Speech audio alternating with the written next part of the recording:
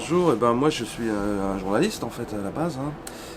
J'ai fait une formation scientifique parce que je voulais au départ être prof de D'accord. sciences.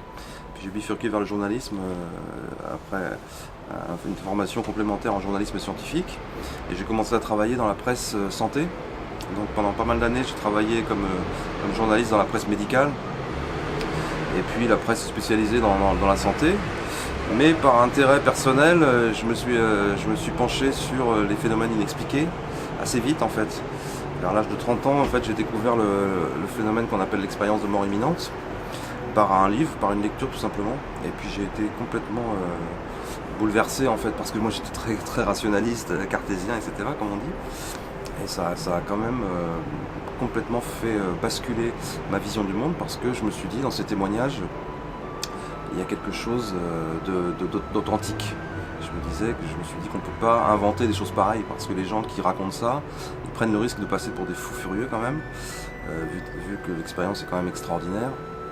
Et je me suis dit, s'ils racontent ça, c'est vraiment qu'ils ont vécu ça ou qu'ils ont vécu quelque chose, en tout cas de très fort. Et puis je me suis aperçu que c'était finalement l'équivalent d'une expérience quasiment mystique, quoi.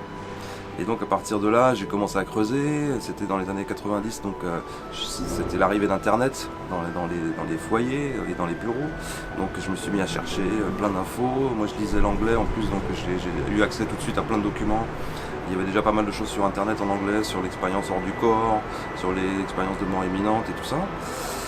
Ce qu'on appelle le voyage astral et tout, donc j'ai un peu plongé là-dedans, tête baissée. Mais je me suis aperçu qu'il y avait quand même un vaste fouillis de choses dans lesquelles il fallait faire le tri, quoi. Parce que avec le voyage astral, on va dans l'ésotérisme en fait. Il y avait beaucoup de choses qui étaient déjà dans le domaine de ce qu'on appelle aujourd'hui le New Age. Donc moi j'étais très très enthousiaste, mais je voulais garder quand même la rigueur de l'investigation parce que avec ma formation scientifique, j'avais appris quand même à travailler sur des documents qui ont une vraie validité scientifique. Donc je savais lire un article, je savais lire une thèse, ce genre de documents. Donc j'ai vite été quand même capable de faire le tri entre tout ça. Et puis je me suis aperçu qu'il restait quand même beaucoup de choses sérieuses, quoi. Et de fil en aiguille, donc je me suis intéressé aux phénomènes connexes, c'est-à-dire télépathie, voyance, tous ces phénomènes qui font partie de la parapsychologie en fait. Et voilà, et donc ça n'a pas cessé de me passionner depuis parce qu'en fait c'est un domaine très riche et dans lequel il y a toujours le besoin de faire le tri. C'est toujours quelque chose de valide parce qu'il y a beaucoup de discours qui vont vite vers l'irrationnel en fait dans ce domaine-là, mais pas forcément parce que les gens se veulent tromper ou sont de mauvaise foi, c'est simplement qu'il y a de l'enthousiasme autour de ça. Donc on a tendance à croire un peu tout ce qu'on entend, tout ce qu'on lit, alors que tout n'est pas non plus à prendre pour argent comptant, quoi.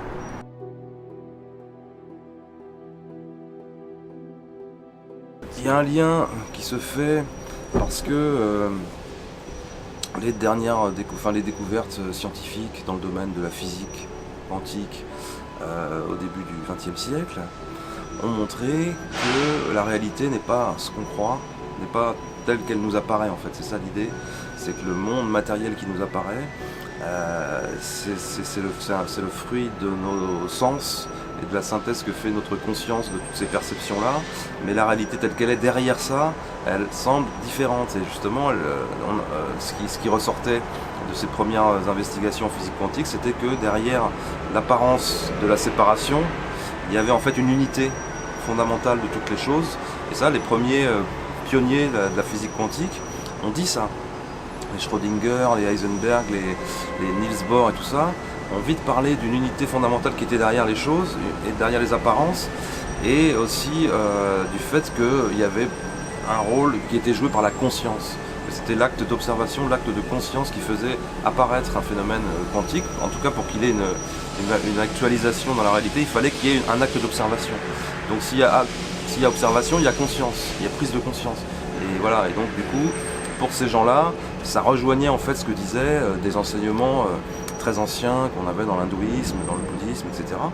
Et donc eux, ils sont plusieurs en fait parmi ces pionniers-là à s'être tournés vers le taoïsme, vers le bouddhisme ou l'hindouisme parce que ils avaient la sensation que tout avait déjà été dit en fait dans ces traditions-là, quoi. Donc après on en est revenu de ça parce que eux étaient aussi très enthousiastes, mais après on est revenu à une vision beaucoup plus matérialiste en fait de la physique quantique. Mais en tout cas ces questions-là continuent à se poser aujourd'hui. Donc aujourd'hui il y a plein de courants d'interprétation, on va dire philosophique, de la physique quantique, mais il y a toujours des gens qui disent que la conscience est première, quoi. La conscience est la donnée fondamentale de l'univers, et que sans conscience, il n'y a pas de réalité. Voilà, donc notre réalité, c'est une réalité d'abord de conscience. Moi, j'ai tendance à aller vers cette position philosophique-là, qu'on appelle l'idéalisme, que je trouve séduisante. Voilà. En même temps, on sait que la matérialité, c'est quelque chose de réel aussi. Donc, il ne s'agit pas de rejeter non plus l'aspect matériel des choses. Mais dans l'ordre hiérarchique, je pense que la conscience vient d'abord.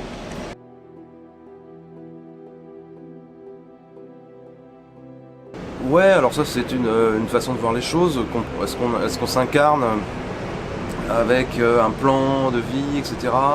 Moi je suis pas extra lucide non plus, donc je fais confiance à ce que disent certains médiums par exemple qui ont accès à des informations, et quand ces informations finalement elles concordent, on peut y accorder une certaine validité, disons. Donc oui, ils sont beaucoup à nous dire qu'on vient avec une espèce de plan d'incarnation, un projet de vie, mais qui est tracé dans des grandes lignes en fait. C'est l'idée que la Terre c'est une école, on vient là pour apprendre, mais on garde quand même notre libre arbitre. Donc ça c'est la clé en fait. Donc oui, je pense que c'est possible qu'on vienne avec un projet, un plan d'incarnation pour l'âme qui vient apprendre comme à l'école, mais qu'on garde notre libre arbitre.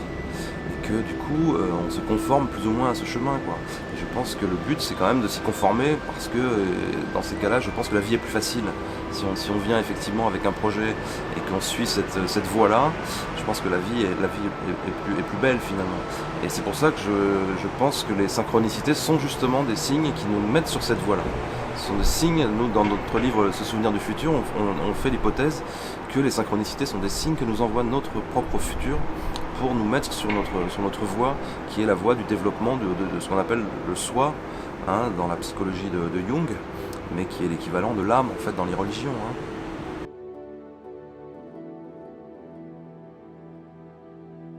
Oui, c'est complètement logique, parce que dès l'instant où il y a du sens,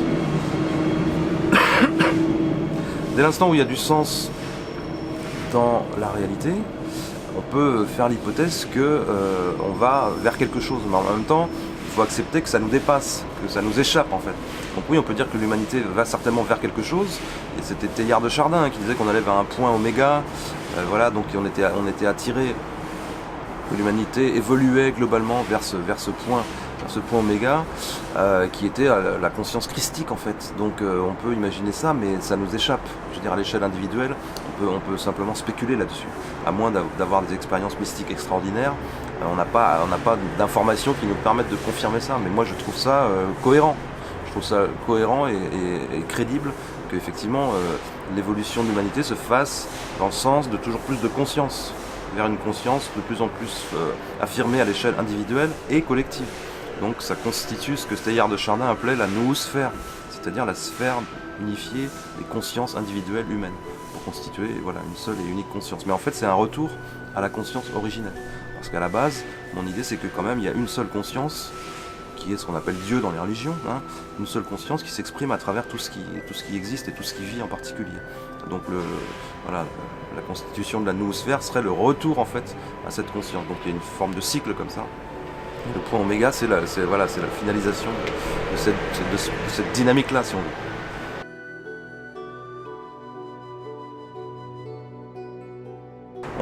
On remarque surtout qu'il y a de plus en plus d'intérêt pour ces questions-là, parce qu'on vit dans une époque et dans une société, surtout dans les pays civilisés, développés, où il y a une perte de sens. C'est-à-dire que les gens ne comprennent plus ce qu'ils font là. Et ils se rendent compte que la course en avant pour avoir du pouvoir, pour avoir toujours plus de moyens matériels, de possession, etc., ça n'a pas de sens, et en plus ça ne rend pas heureux.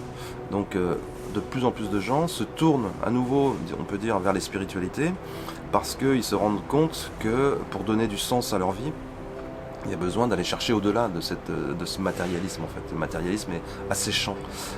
Et en même temps, il y avait un rejet, ce matérialisme-là, il est né d'un rejet des religions, parce que les religions étaient fermées, dogmatiques. Donc toute la difficulté aujourd'hui, c'est d'avoir une approche de la spiritualité qui soit pas religieuse, mais qui soit pas non plus anti-religieuse, parce que les religions, elles ont leur raison d'être, c'est la forme culturelle que prend une spiritualité dans un contexte historique, dans un contexte, dans un contexte à la fois d'espace et de temps. Donc on peut très bien être religieux et spirituel. Mais on peut aussi être spirituel sans être religieux.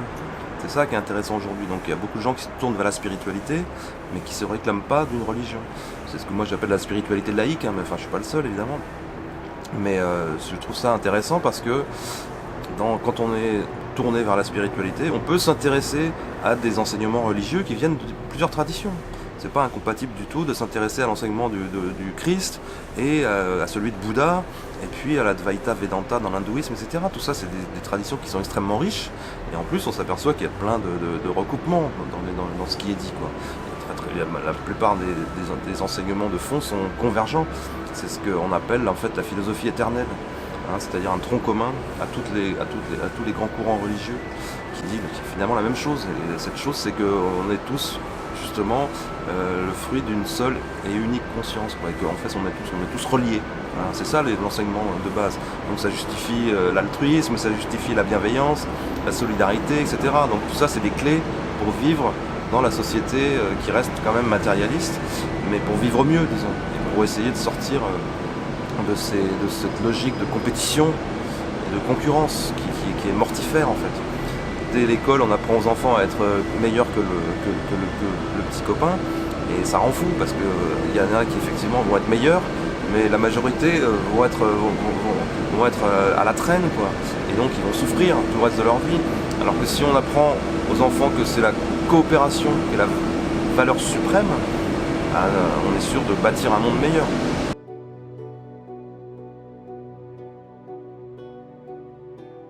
J'espère qu'on va dans le bon sens. Moi je suis un optimiste de toute façon, donc il faut continuer à y croire, effectivement.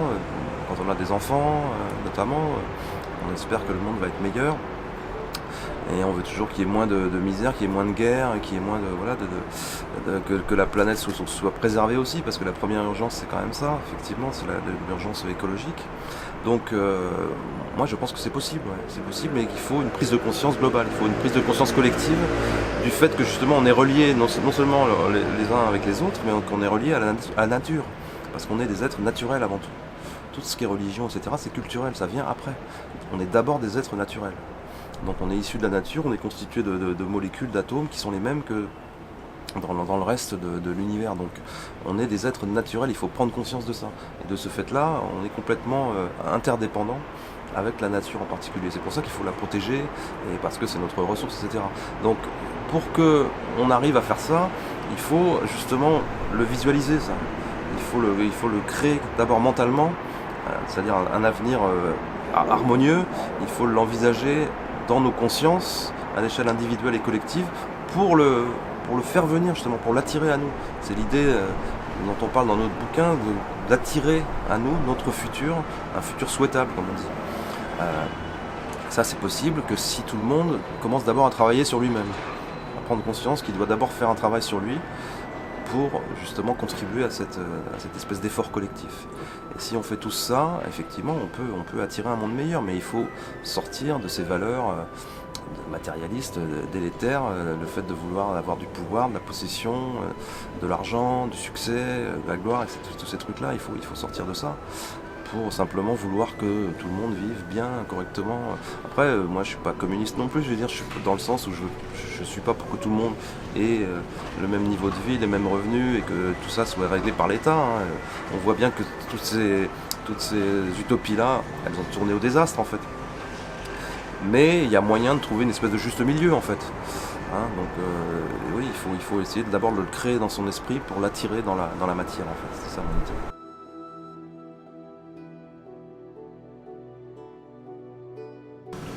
Pour que les gens viennent à la spiritualité, il faut qu'ils traversent eux-mêmes une espèce de chemin initiatique en fait, qui va passer par soit des épreuves, soit à un moment donné un éveil de conscience parce qu'ils vont rencontrer quelqu'un, ils vont rencontrer un livre, ça peut être des lectures, ça peut être ça peut être assister à des conférences, ça peut être n'importe quoi, mais il faut que ça vienne de l'intérieur. C'est-à-dire qu'ils ne peuvent pas être convaincus par un discours de l'extérieur. Quelqu'un va leur dire mais si, on est spirituel, et essayer de convaincre quelqu'un de l'extérieur, pour moi ça ne fonctionne pas. Il faut d'abord que la personne ait un questionnement qui lui soit propre, qui vienne du cœur ou je ne sais pas quoi, et que ensuite elle soit confrontée à des réponses qui font écho à ce questionnement. Mais s'il n'y a pas d'abord ce questionnement intérieur, je pense que ça peut pas fonctionner. Donc moi j'essaye de convaincre entre guillemets en apportant de l'information, parce que c'est mon travail de journaliste, donc j'amène des éléments d'information qui prennent dans la science, qui prennent dans la spiritualité, et j'essaie de montrer que c'est rationnel, que c'est cohérent, que tout ça c'est des discours qui convergent vers les mêmes idées, mais je ne cherche pas à convaincre des gens qui n'auraient pas d'abord une démarche intérieure qui commencent, on dit en spiritualité, qui commencent à se mettre en chemin en fait. Et en même temps, la notion de chemin, elle est trompeuse aussi parce qu'en fait, il n'y a pas vraiment de chemin puisque tout ce qu'on veut est déjà là en fait. Ce qu'on veut être, quand on veut être un être spirituel, nous le sommes déjà. Parce que c'est notre nature en fait. Donc c'est ça qui est intéressant dans les enseignements, notamment dans l'hindouisme ou dans le bouddhisme aussi, c'est que la quête de l'éveil spirituel en fait c'est une espèce de chimère, puisque tout ce qu'on veut devenir, nous le sommes déjà. Donc c'est plus l'idée de l'accepter, de le reconnaître et de lâcher prise en fait finalement. Il faut lâcher prise et accepter que c'est déjà là. Donc il y a une espèce de paradoxe, mais dans tous les cheminements spirituels, il y a des paradoxes.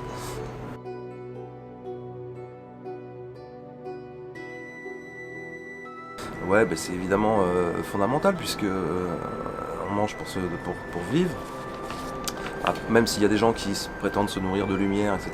Bon, c'est un autre domaine. Peut-être que quand on est très évolué spirituellement, c'est possible. Je dis pas que c'est impossible. Et en revanche, il faut être très prudent là-dessus parce qu'il y a eu des abus, on sait. Donc l'alimentation, c'est notre relation justement à la nature, à l'environnement. Donc traditionnellement, effectivement, on mange des animaux. Donc aujourd'hui, on voit bien que ça ne passe plus pour plein de gens en fait, parce qu'ils considèrent que voilà, c'est injustifiable qu'on mange des animaux. Moi, je continue à manger un peu de viande, j'en reconnais de moins en moins, mais je reconnais que je mange toujours de la viande. Mais j'essaie aujourd'hui de manger vraiment en conscience.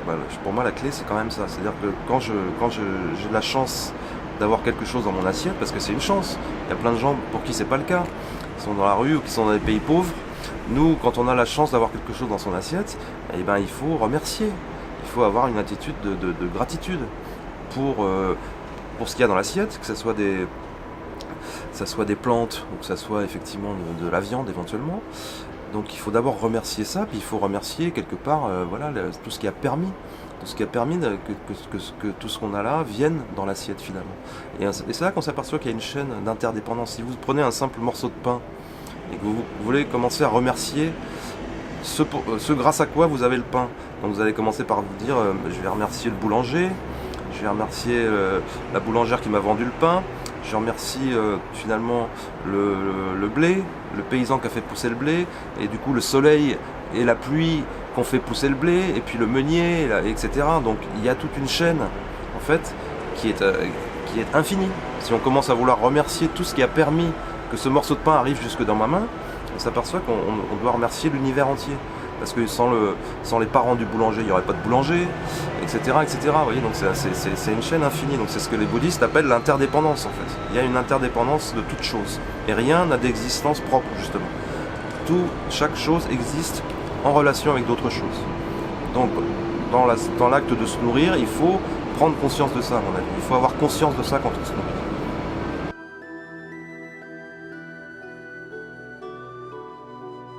Alors la médecine énergétique, j'ai déjà eu recours parce que je me suis déjà fait magnétiser pour des douleurs à l'épaule, au dos, ce genre de choses. Je sais que ces thérapies sont efficaces, le magnétisme, les coupeurs de feu en particulier, j'ai étudié un peu le dossier pour faire des articles, donc je sais que c'est une réalité qui est constatée, même si on ne sait pas aujourd'hui de l'expliquer, on n'a pas de modèle vraiment scientifique pour ça, mais c'est une réalité. Les thérapies brèves, tout ce qui est hypnose et tout ça, non, parce que moi je pratique la méditation en fait. Donc pour moi la méditation c'est une thérapie aussi, c'est-à-dire que le fait de s'ancrer, de calmer les pensées, d'observer les pensées, etc. On sait que c'est excellent pour la santé, c'est bon pour la santé mentale et physique. Ça a des actions sur le corps qui aujourd'hui sont reconnues par la science. Là pour le coup il y a plein d'études en revanche sur les bienfaits de la méditation, sur le fait que ça développe certaines parties du cerveau, ça développe les capacités d'attention, de concentration, de mémorisation, ça développe objectivement des parties du cerveau qui augmentent en volume, je veux dire. Donc ça c'est complètement objectivé, c'est incontournable. Donc la méditation pour moi c'est une thérapie en fait. D'accord. C'est une habitude que vous avez mis en place au quotidien, ça, la méditation ? Ouais, plus ou moins, c'est par moment, c'est quand j'ai le temps, ça remplace la sieste en fait, hein. C'est une sieste consciente quoi. Quand j'ai le temps de faire la sieste, je vais rester pendant 1 heure à être dans un état voilà, qui se rapproche de la pleine conscience, la pleine présence, comme dit Frédéric Lenoir, parce que c'est une présence à tout ce qui est en fait, sans jugement, simplement laisser passer les pensées, observer les ressentis, les sensations, etc. Et bon, c'est apaisant forcément, et ça a des bienfaits, je pense, oui, à court et moyen terme sur le bien-être et sur la santé du corps en général.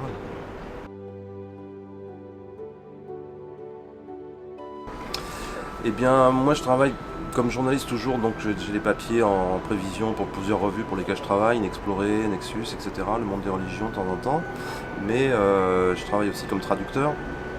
Donc là j'ai des projets de traduction qui vont venir, et puis ce livre qu'on a fait avec Romuald Le Terrier, donc Ce souvenir du futur, il en rencontre un certain succès, en tout cas il rencontre un certain intérêt de la part des lecteurs, et on a envie d'y donner une suite aussi, peut-être pas exactement sur le même sujet, mais Romuald c'est quelqu'un qui a une grande expérience de terrain à partir du chamanisme en fait. Et dans ce livre-là, on fait le lien avec la physique contemporaine, donc nous, on trouve ça assez fascinant de pouvoir relier finalement des enseignements qui viennent du fond des âges, et puis des choses très très contemporaines, très modernes. On travaille avec le physicien Philippe Guillemot aussi. Donc on a envie de continuer à explorer en fait ces informations, ces données-là, pour justement montrer la convergence en fait entre tout ça, et montrer que tout ça c'est la même réalité qui est derrière en fait. Eh bien moi je suis un inconditionnel du livre Les dialogues avec l'ange. Les dialogues avec l'ange, beaucoup de gens croient que c'est un truc New Age, de channeling et tout ça. En fait c'est pas du tout ça. Les dialogues avec l'ange, c'est une communication effectivement qui a eu lieu pendant la Deuxième Guerre mondiale avec quatre jeunes étudiants ou artistes à l'époque qui ont reçu effectivement par le biais d'une espèce de canalisation des enseignements spirituels, sauf que ce sont des enseignements qui ont une force poétique vraiment colossale en fait. Et ça a eu un impact bien au-delà justement des cercles New Age, des cercles spirituels, parce qu'il y a cette force poétique dans le texte qui laisse à penser que ce ne sont pas les jeunes eux-mêmes qui ont pu produire ces informations-là.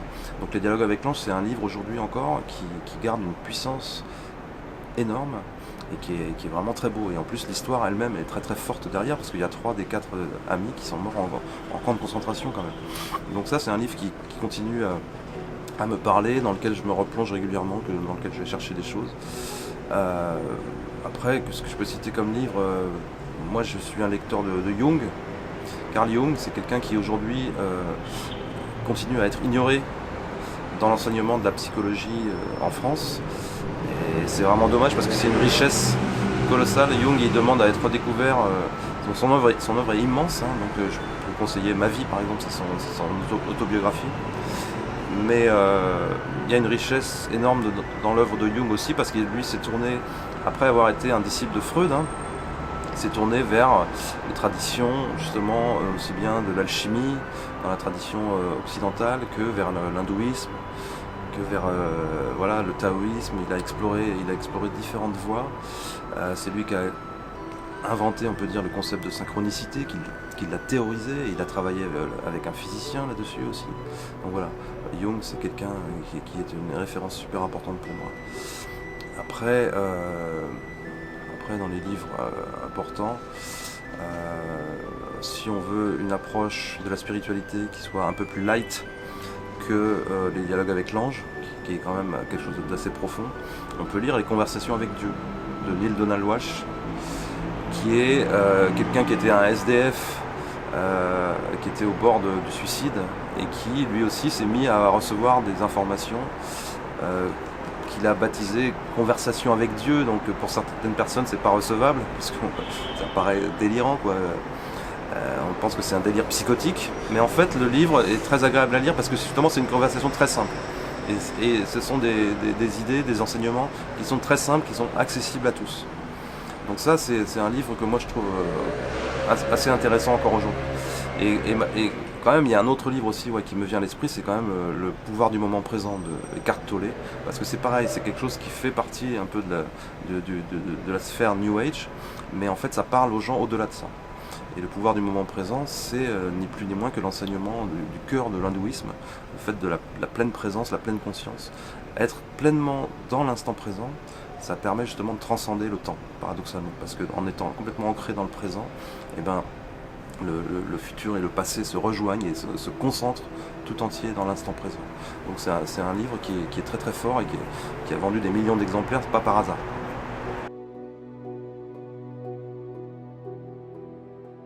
Ma citation préférée, c'est peut-être celle de Gandhi, qui dit qu'il faut être soi-même le changement que l'on veut voir dans le monde. Donc ça c'est pareil, c'est vraiment la quintessence d'un enseignement qui consiste à comprendre qu'on doit d'abord changer son regard sur le monde, on doit se changer soi-même avant de vouloir changer le monde.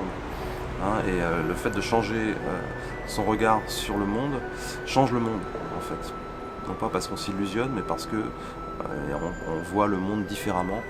On dit que dans l'hindouisme, on fait tomber le voile de l'illusion, le voile de la Maya, et on voit la réalité telle qu'elle est. Donc cette citation-là, je pense qu'elle est encore très très pertinente aujourd'hui.